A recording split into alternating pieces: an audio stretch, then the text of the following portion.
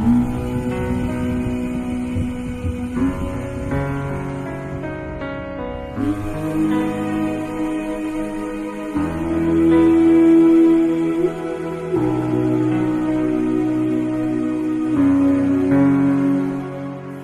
taon na rin pala mula nang nag-ibang bansa, tinitiis ang kalungkutan sa tuwing nag-iisa. Ngunit walang magagawa, kailangan ng kawang-gawa. Mas kailangan tibay ng loob kesa sa ngumawa. Di na alintana bawat pagpatak ng mga luha, na parang dahan-dahan na binabaon sa lupa. Pero tuloy-tuloy pa rin sa aking pagtayo, pilit ko na aabutin hanggang sa aking mabuo ang mga pangako para sa aking pamilya. Kahit medyo hirap, basta sila ay masagana, maayos, kalusugan at palaging maligaya. Kahit mahirap, dito ay akin ang inakaya. Kaya kahit na malayo, pilit ang pagtitiis. Mga gabing tumadaan na kayo ay namimiss.